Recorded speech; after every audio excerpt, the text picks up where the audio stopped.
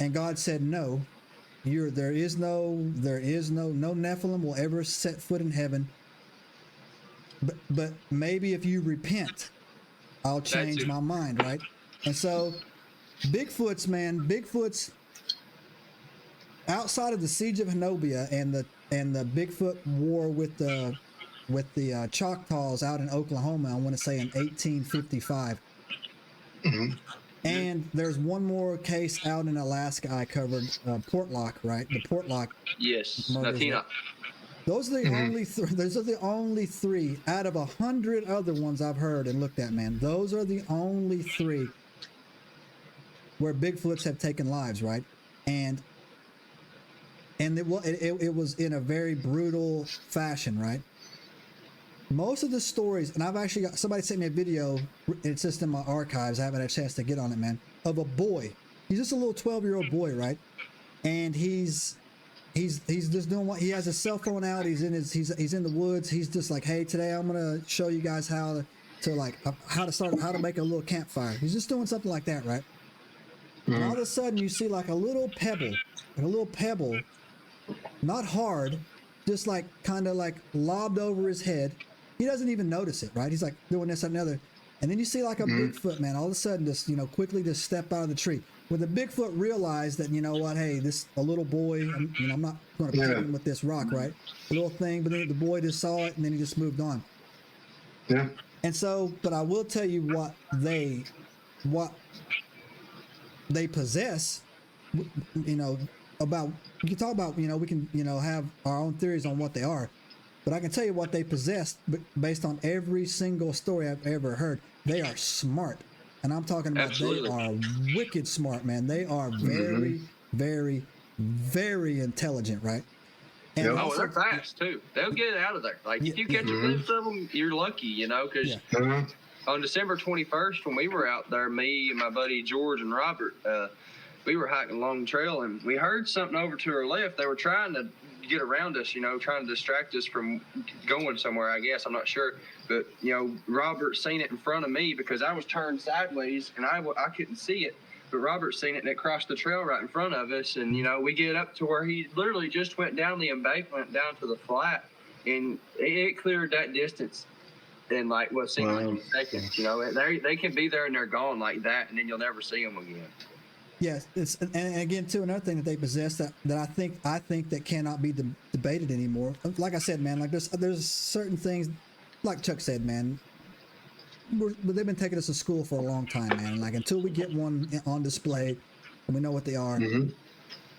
But you cannot deny their intelligence, and you cannot deny that mid-tarsal break in their foot. That foot. Oh no! You can't deny that. That foot is. It's insane, man. It's strange, man. I mean, the one that I casted back in October, man, it's freaking wild, man. Yeah. Huge, insanely huge. Harley, do you have that handy real quick to show Chuck? Oh, yeah, I got it sitting right here. Chuck, check this out, brother. Yeah, hang on just a second. Let me get her out of her box. And don't break it. Are you buying like Cade's Cove and stuff like that, or where do you go researching? Yeah, like Cade's Cove area and all this right around in here, yeah. I research in a lot of Scott Carpenter's areas. He's a big inspiration for what I do.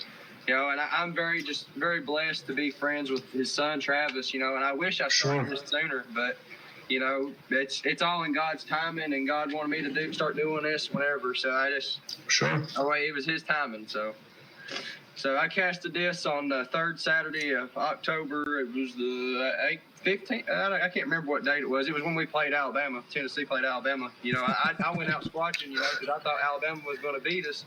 Sure enough, beating them, and I ended up casting this footprint too. So I was tickled to death with that. I may have turned that off, but.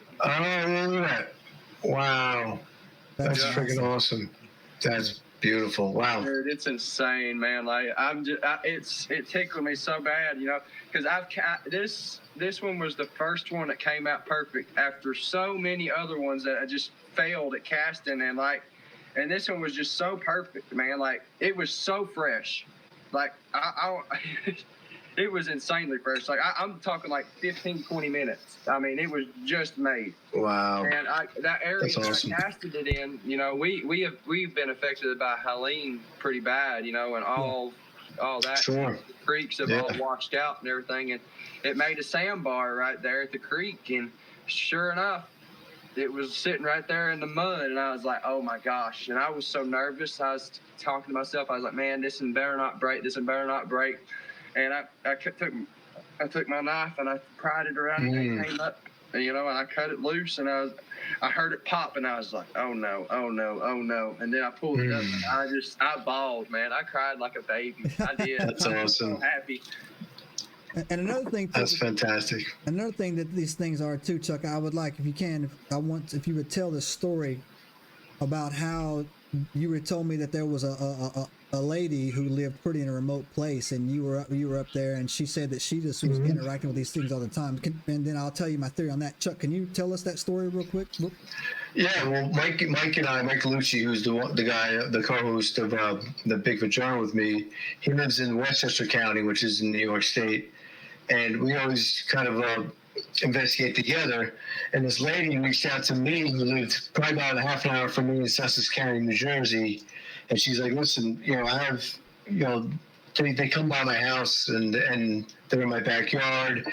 They sit and look in the window and watch my sister. And her sister was disabled, but her sister used to sing a lot, and they used to come and just watch her sing and everything like that. And this lady, her house, it's back in the 70s.